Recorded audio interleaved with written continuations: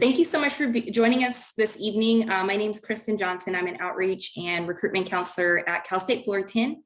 And tonight's session is just to kind of help you with any questions that you have about your Cal State Apply application.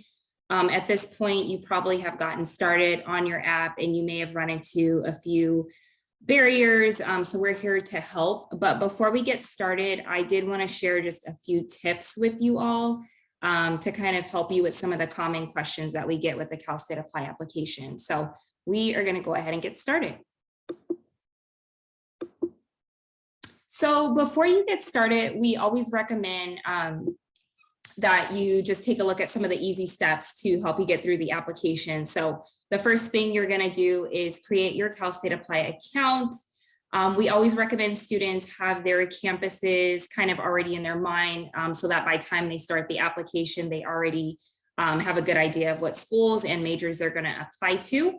And then you will be putting all of your academic information into the application. So we always recommend that you have your transcripts handy before you get started.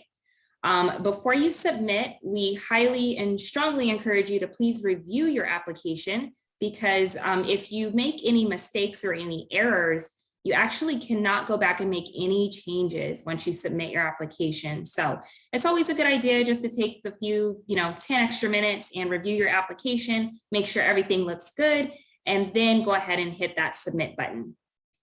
In terms of browsers, we do recommend you use the Google Chrome or the Firefox. Okay, so the first tip is don't miss the deadline.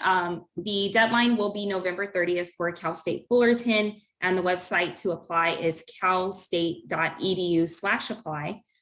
The application opened October 1st and it will close on November 30th. So please just make sure that you don't wait until the last minute. I have seen at times where the system can get overwhelmed with everyone logging on to kind of submit their application at the last minute. And sometimes it can cause the system to move slower or freeze. And so I always recommend students just get their application in as soon as possible. Don't wait until the last minute. And then definitely do not miss the November 30th deadline.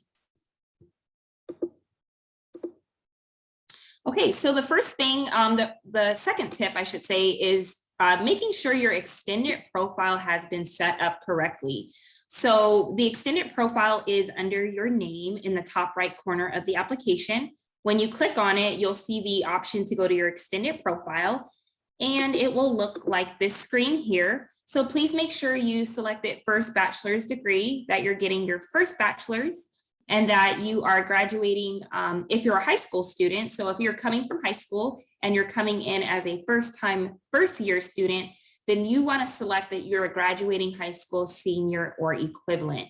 It's very important that you do fill out this section correctly, because it can actually affect the entire application if you answer this, incorrectly. So please make sure if you're coming from high school that you list that you're getting your first bachelor's degree and that you are graduating high school senior or equivalent. Now, if you're a transfer student and you're coming from the community college, you're also going to select that you're getting your first bachelor's degree, but you will need to select that you're either transferring with an ADT or that you're transferring from a community college or four-year university. So again, transfer students that are coming from the community college, you will need to select first bachelor's degree and then select that you're either transferring with a degree or that you're just transferring from the college or four-year institution. Okay, another tip is in the academic history section. So if you are a student coming from high school as a first year student, please make sure you're only putting in your A through G courses from high school. So you're not going to put in like PE or health or anything like that. You're only going to put in your A through G classes. If you are unsure if your course is an A through G course, we do have a website you can go to, which is listed there. Or you can just Google it, UCOP A through G, and it will give you a list of A through G courses that are offered at your high school. So that's always a great reference if you're like, I don't know if this class is A through G or not. You can always check it there. We do strongly encourage students to make sure that their classes are popping up automatically. We definitely discourage students from manually inputting their courses. The reason for that is that it can actually delay your application. So please make sure your courses are popping right up and then you're just selecting them from the drop down. You should not be manually entering your courses because again, it can delay your application. And then when you are putting your grades in, while you're in your senior year of high school, any courses that you're taking right now are your grade will be in progress. And then classes that you're, have coming up in the spring, your grade is going to be planned for those courses. And then if you took a course for only one term, then you're going to select no course as your grade for the term that you will not earn a grade in.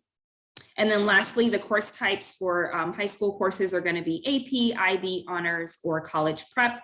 If it's a college prep course, your course type would actually be none. But for AP, you would list it as AP, IB as IB, and honors as honors. Okay, now for community college or transfer students, some tips for you on the academic history portion is to make sure that you do enter your transcript information, enter your transcript information for all of your colleges attended. So you're putting in every single course that you've taken at every single college that you've attended. So all of your college transcripts, your application should basically mirror everything that is on your college transcript. So you are reporting every single class that you've taken at every single college institution that you've attended. Again, this is for transfer students coming from the community college. So this means you're going to include classes you withdrew from, repeated classes, ungraded labs, test credits, gym courses, orientation, or any other non-graded courses. So if you're applying from the community college, you're listing every single class that you've taken at every single college institution you've attended. Okay, so some other tips I do want to share with you. In the fourth quadrant of the application, there is a section that asks you to fill out some additional questions. So just make sure that when you get to the fourth quadrant, it'll look similar to the screen here. You will notice that there's a couple of tabs, and just make sure you click on that questions tab, and that you want to click on that and make sure that you fill out any questions that are listed there on the fourth quadrant of your application. Okay, I mentioned this earlier, but please review your application before you submit. It is very, very important that you make sure everything is filled out correctly before you hit that submit button. So please take that extra, 5-10 minutes, just look through everything, make sure you submitted everything, because once you submit your application, you cannot go back and make any changes at all. So just make sure you do review and then go ahead and submit. Another helpful tip is just to let you know about the fee waiver. Oops, I skipped ahead. I'm sorry about that. Let's go back. So the fee waiver, if you qualify for the fee waiver, it will be determined based off of the income information that you put into the first quadrant of the application. So based off of that information, the application will let you know if you qualify for the fee waiver at the very end. Once you're about to submit your application, you will see a check my fee waiver status. You'll click on that and it will let you know if you qualify for the fee waiver. If you are eligible, you can actually get up to 4 schools waived for free. If you're not eligible, it will give you a message that you are not eligible for the fee waiver. Please keep in mind that the College Board fee waiver does not automatically qualify you for the Cal State Apply fee waiver. So these are 2 separate fee waivers.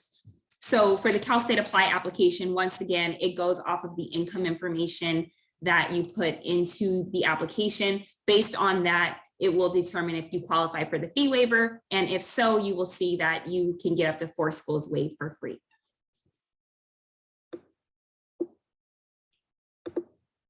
Okay, so the other thing I wanted to share with you, and this is very important, is the post-application process. So after you submit your application, it's super important that you look out for your confirmation email from the CSU, just to make sure that everything, that they did, number one, get your application. And then they are going to ask you to go ahead and set up your account with the campus. So the email is going to go to the personal email that you put into the Cal State Apply application. So they will send you an email It's going to have your login credentials so that you can log into your student portal. And so you're going to go ahead, get your student portal set up. You're going to create a username. You're going to create a password.